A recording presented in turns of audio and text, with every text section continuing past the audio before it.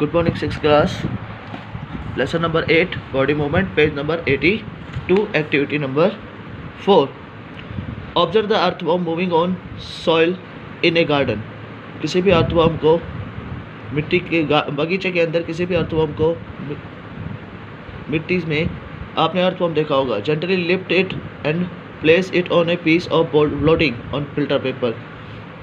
इसको earthworm को उठाओ और इसे एक ब्लोटिंग और फिल्टर पेपर पर रखो. ऑब्जर्व इट्स मूवमेंट, इसकी हलचल को देखो. Then place its on a smooth glass plate. अब इसे कांच की प्लेट पर रखो.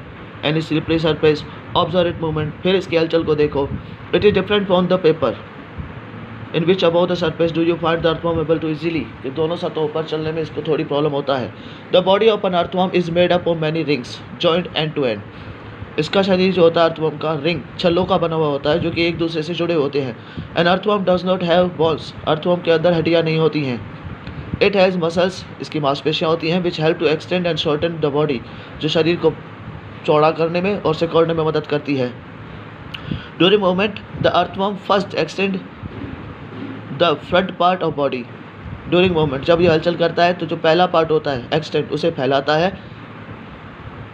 And the front part of the body keeping the near portion fix to the ground. और दूसरा जो होता है वह आगे वाला हिस्सा वो ज़मीन के पास रखते हुए वापस खींचने का काम करता है. This make it's move forward by small distance. ये थोड़ी सी जिससे कि वह थोड़ी सी दूरी पर आगे बढ़ता है. रिपीटिंग सच मसल्स एक्सप्रेशन, मांसपेशियों के खिंचाव को बार बार रिपीट करते हुए एंड कॉन्स्ट्रक्शन फैलाते हुए सिकुड़ते हुए the earthworm can move through the soil. जिससे कि अर्थवर्म को मिट्टी में चलने में मदद मिलती है.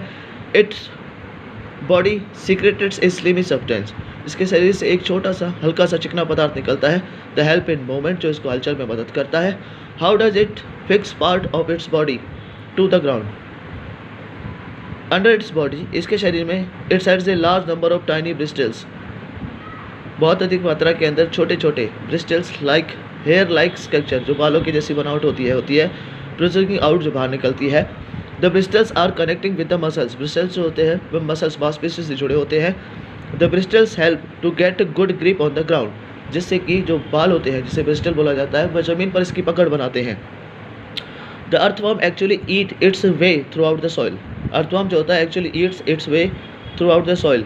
वह अपने रास्ते में चलता चलता मिट्टी को खाता रहता है. Its body then throws away the undigested part of material. जब ये चलता है तो इसका शरीर जो होता है अंदर से अपशिष्ट पदार्थों को भी बाहर निकलता है. दैट इट ईट्स, जो वह खाता है.